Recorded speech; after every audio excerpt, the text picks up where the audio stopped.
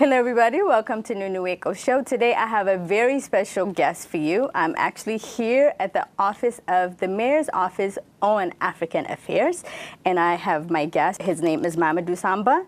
Mamadou Samba was appointed by Mayor Muriel Browser in January 2015 as the director of the Mayor's Office on African Affairs.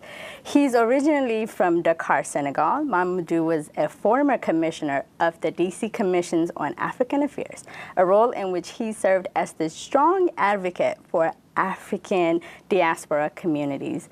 Mamadou, thank you so very much for joining me today. Thank you for having me. So, you have an extensive background in dealing with African issues, but give me a little bit of background on you. Sure. I, as you mentioned, I'm from Senegal. Yeah. I came to the U.S. at a young age, and because of my inability to speak English fluently, I went back to high school in order to master the language and sort of get a track to eventually go to college. And I lived the life of a typical immigrant in Atlanta, hanging out on the sidewalks and playing soccer and working in flea markets and fixing watches and selling T-shirts. Yes. But eventually I decided I needed to get an education, and I made a sacrifice to go to college, and where I studied political science. And after I graduated from the University of South Carolina, I went back to Atlanta and tried to enter the job market with all of its challenges that it came with.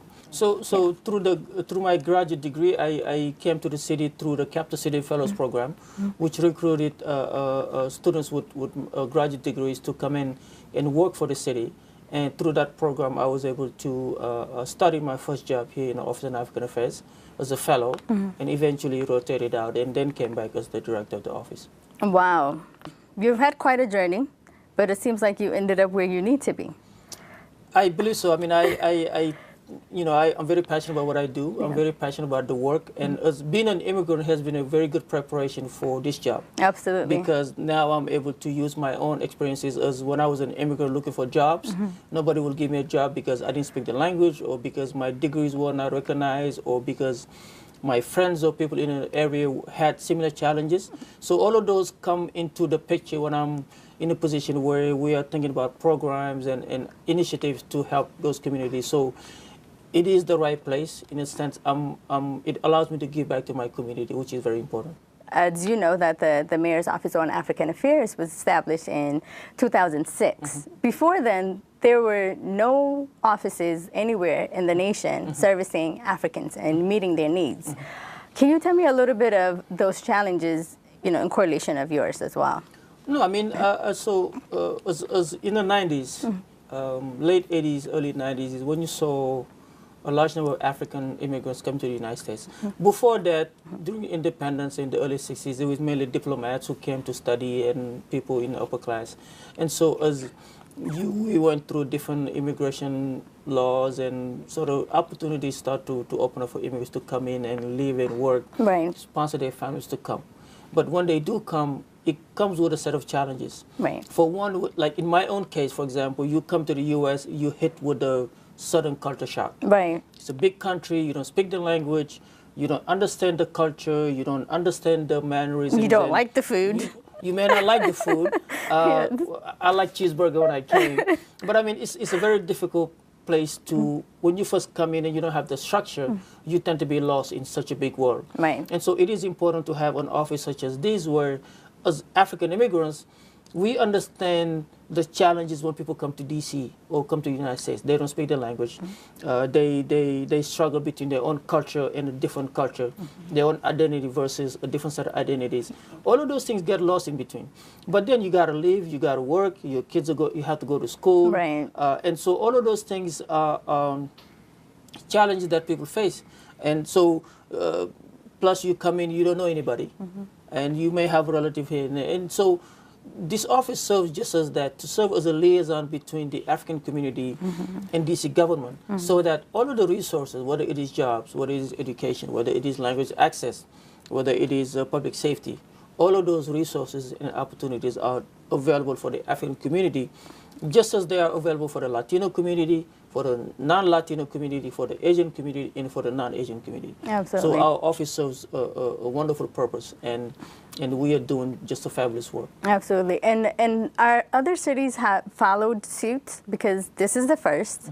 So other cities, I mean, Africans resettle everywhere. It's not just Washington, D.C. What are some of the other cities that have created an office to service the African need? I don't know of any office that has I don't know of any city that has an office on African affairs, but there are, Montgomery County, for example, have an African advisory group, Yes, yeah. and they have a liaison. Philadelphia may have something similar, but I think we are the only office of its kind at the municipal level that serve the African community. So we're still kind of underserviced. No, say that again? We're still underserviced, because if this is the only city and there's large Africans that live in New York, that live in Atlanta, that live in Los Angeles, Minnesota. Exactly. So how are those states meeting the demands of their constituency? Well, through a combination of different things. They work very closely with nonprofit organizations. Some have an office. For example, Baltimore has an office of immigrant affairs, where it's one office and they serve all immigrants together. Okay. But I mean, we are the only one that has it focused on Africans, Latino, and Asian. But more and more of more cities are actually reaching out to us. Last year, I contributed to a report from the Black Institute where they wanted to make the argument to the state of New York to create an office in African affairs at the state level and also at the city level. They reached out to us. They wanted to understand the services that we provide, how we do it, how we deal with language access, how we deal with capacity building. And Philadelphia, the same thing. I'm in touch with a lot of African leaders, they're policymakers, and they like our model. Right. And so they are more interested in doing that. But so this area is very unique because New York has the largest number of African immigrants, 212,000. This metropolitan area, we have the second largest, 162,000. But DC, we have 18,000. So we are playing key role in we are being used as the model for other states and for other cities. Well, that's great to know, because, you know, I mean, as you mentioned earlier, other ethnic communities are well established and they're well funded. What are some of the challenges that your office is facing in, you know, pleading your case that Africans also need to be well funded, because we do contribute to the city's economy, its well-being, its vibrance. You know, I mean, there's plenty of Ethiopian, Ghanaian, Senegalese, and I mean, Liberian restaurants all over the city. So how are you making that argument for more funding? I mean, we are making the argument pretty well. I mean, you know, the important thing is not necessarily the funding, right? I mean, the most important thing is we know we may not have the money personally, but we know the money is available. Yes. And so we just have to make the case of justifying why we need the resources and for why do we need it. For example, last year, I mean, I can name you a couple of projects where we don't have the money, but we're able to do it without the money because we partner with the bigger agencies that were able to do that.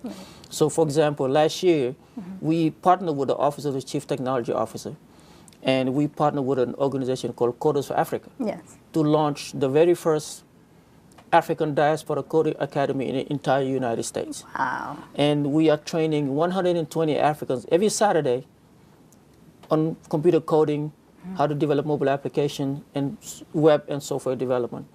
That's on the case that we had to make because we had to justify, we had to explain the fact that Africans, immigrants, many do need to acquire those basic skills. Absolutely. Or technical skills to be able to get decent job, to have a pathway to the middle class. So I mean, it's a perfect case where the funding may not necessarily be available, but we were able to, and this program also helped not just the community, but it also helped that agency. Absolutely. Because that agency has as a mission to bridge tech divides. Yes. And so you need to bridge tech divides in underserved communities. And so that's a program that we took from them and extended to our community. Yeah. We did the same thing with the Diaspora in Dialogue film that we produced. Absolutely. Perfect example. We had access to a full studio, millions of dollars of equipment, staff who were able to work with us to produce a film that the money that it costs we don't have, but we did a good job at partnering and justifying why we need that.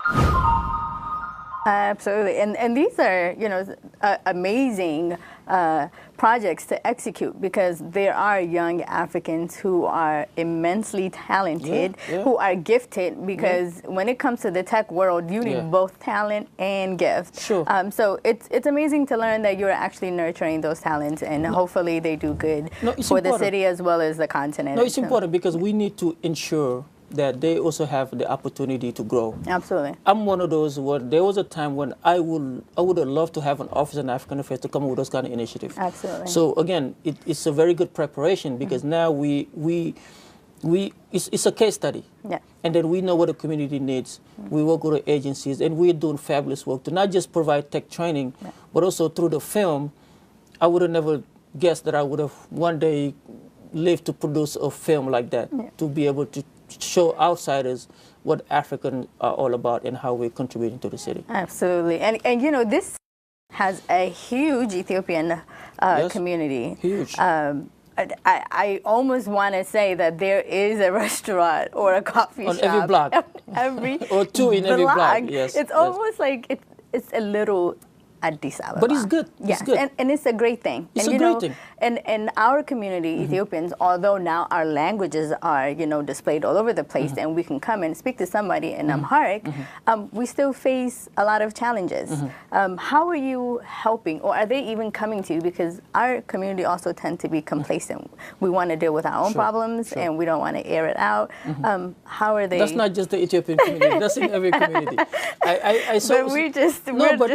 But listen, it's every community. Like sometimes when I go to the presentation, I joke about it. Yes. I mean, it's just a joke, but I always talk about how, like, African immigrants, for example, you get a guy from Senegal, yes. and during tax season, that guy will never go to another Senegalese CPA because you don't want that person to know how much money you make, right?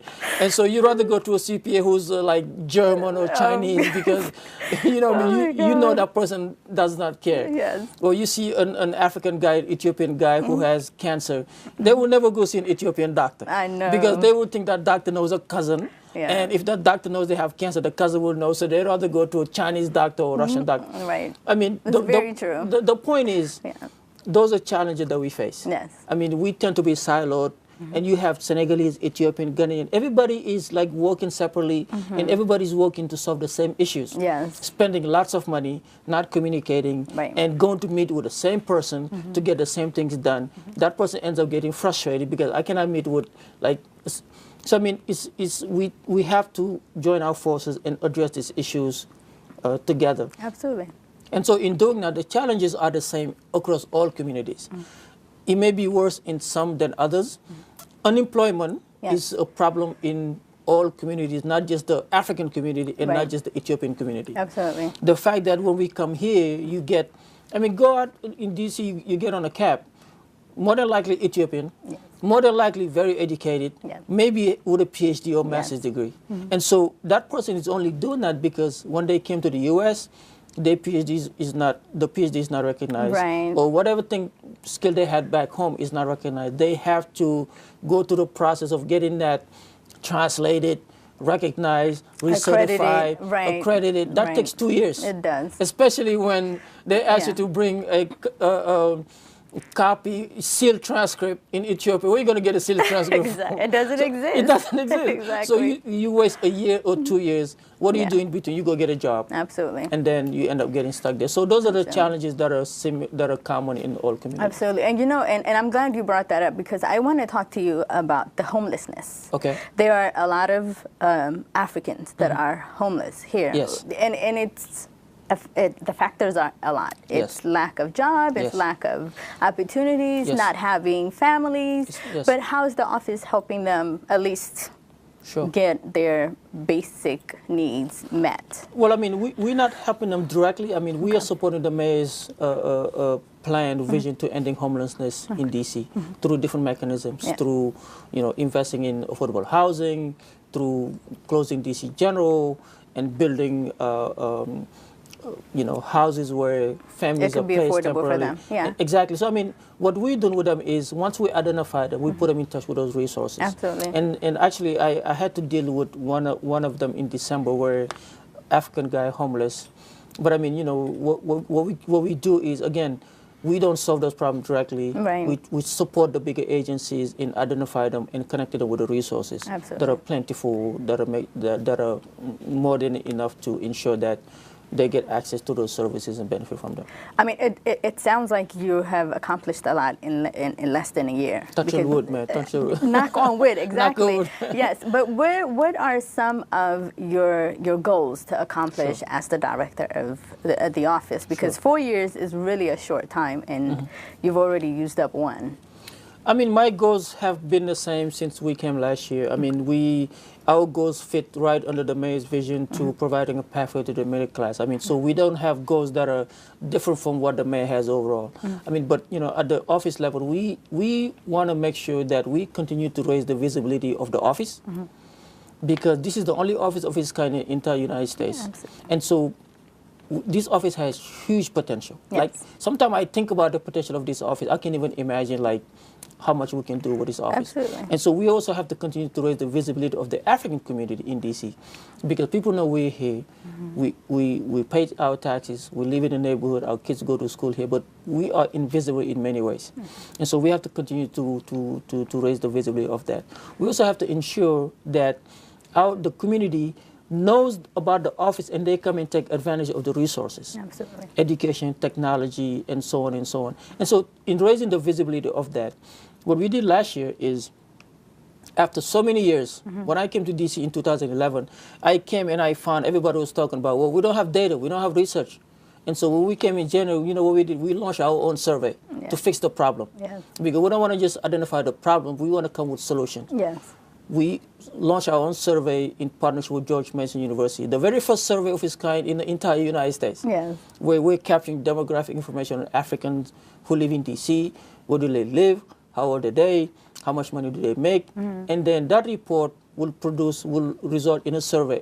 That survey will result in a report Yes. that policymakers can use and understand the needs of our community and to be able to I guess, use as a way to put to Create forth resources for policies, it. Yeah, resources absolutely. to solve those problems. That's very true, and I'm glad you touched on that because I think one of the ways you are also bringing visibility and you know, creating awareness that Africans not only live here but also contribute to the city is you just screened a film entitled Diaspora in Dialogue. Yeah, Diaspora in Dialogue. Yes. Tell me a little bit about that and how was it received? So the film is just about it. I mean, one of our program areas is multicultural awareness. This is where we organize our festival. Yes. And so the film fits under our multicultural awareness program. And so the whole goal was exactly what I just said. What can we do to raise the visibility of the African community and promote dialogue on our issues, our needs, and our existence? People have to understand that we contribute to the city just as much. Yes. So we identify 6 African. And it's not about the country that they're from, it's about the story that they have to share. Absolutely. And so each of these, including myself, have wonderful stories of struggle, challenges. One is a student, one is an artist, one is a lawyer, immigration lawyer, and a vocalist. One is in the academic field. So each of those, we gave them an opportunity to tell their own stories from their own voices. And the purpose is also for us to tell our own stories. Because as long as I can remember, somebody is always telling a story of the stories of Africans except for Africans. Yes. So let me tell my own story. Yes. Like, let me tell my story. Our narrative is very important. Hear it from my own voice. And you know, there's a saying in Africa that it is always the hunter that tells the story. But if the hunted tells the story, it becomes a different game. Absolutely. So the goal was to create a platform where we can showcase the diversity, our contribution. And we did just that. The film was screened last week when we hosted our Black History Month, and we had over 180 people attended. And the reaction was super positive. That's people fantastic. were really glad that we, for the very first time again, we brought a project like that to the community. Absolutely. And, you know, and I think that also not only creates awareness, but it also educates the DC society It does. on Africans, because they tend to generalize this and also think that Yes. we're all the same. Yes. We're really not the same. Sure. We're different, but we fall under one umbrella. And it also showed that we shared similar challenges, because in the film, I talked about it when I came, people are making fun of my name. Yes. Somebody comes and they asking him, like I was asked many times, do I know Shaka Zulu? Like Shaka Zulu I know. lived in, I know. you He's know, in how did South I get here? Did I swim? Or like people don't, like, is Mandela the president of Africa? Like, so you No, talk about he's those not. things. It Yeah. shows the ignorance, I guess, of Yeah. of others. Yeah. But then you use that as a way to educate people about our culture, about your personality, Yeah. and about who you are as an African. Yes, and you know, the one thing that I also want to address, while we're also fighting for the existing Africans, there's also newcomers every day. Yes. And oftentimes, they don't know where to go. Yes. Even if the family know this office exists, they don't often think about it. Yes. And there are so many different sister cities that are partnered up with DC. How is your office using that to the advantage of the newcomers, to inform them before they get here, hey, we are here? And how are you even, you know, is there a relationship with the Embassy of America in different African countries? Well, you know, there's not much we can do before they come here, you know, except through, you know, social media. We post our things on Facebook and Twitter, maybe through your show. People in Addis could see it. Yeah. We work sometimes with some of the embassies. So the embassies know that we're here. And we've done a good job last year of engaging students, colleges, universities. We even, you know, the White House. I mean, we were all over the place. Right. Hoping that that's good enough to let them know that we're here. But so it really starts when they come. When they come to the U.S., they come to D.C., this is where it really starts. And we try to engage them through the churches, through the mosque, because if you're an immigrant, if you land to D.C. on Friday, where do you go? You go to the mosque. Yeah. If you land in D.C. on Saturday night, when you wake up, where do you go? Church you go to on church. Sunday. So those churches are entry points. Yes. Right? And then the neighborhood associations are also a different entry point, because as a Senegalese, as soon as I come, what do I join what? The Senegalese Association of whatever. Yes. As an Ethiopian, I joined the Ethiopian Association of whatever. So you use those entry points to let them know we are here, to let them know that the office exists, and to let them know that there are other Africans just like them who can provide service, who can provide guidance. Absolutely. And, you know, one of the things that you touched up on is how we need to work together for the benefit of the collective. Yes. And one of the bigger showcases that the office does host is the the African Heritage Month, in which all of the African countries that are found here in DC, as well as the surrounding areas, come and profile their culture. But tell me, what do you accomplish when you host that? Not just showcasing and inviting Africans, but do you also engage the non-African community here in the city? No, they are. I mean, the last one which you attended and did a good job at emceeing was fantastic. I mean, we engage DC government agencies. They come and set up information tables for people to come and learn about the services they provide. We engage businesses, we engage nonprofits. And really the festival is for Africans to celebrate our rich heritage, but it's also for non-Africans to learn and to understand and appreciate our rich heritage. So it meets both goals. So, and we use it to engage not just DC residents. People come from Philadelphia, people come from Florida, people come from Montgomery County, they come from all over the place. Because come June, people will start calling, asking, when is the festival? This is how big it is. And so we're hoping to grow it and use it as a platform to really, again, continue to showcase Ethiopian heritage, Senegalese, Ghanaian, and all over the country. Absolutely. Well, Mamadou, thank you so very much. And for those of you at home, the cultural show is actually going to follow this episode. So on next week, you will get to watch exactly what happens when we Africans get together and celebrate each other's cultures, traditions, and invite the Americans to learn about us and dance with us. And Mamadou, you're doing an amazing job as the director of the Mayor's Office on African Affairs. Thank you. And I wish you the best of luck. Thank you, you too. See you next time. Thanks.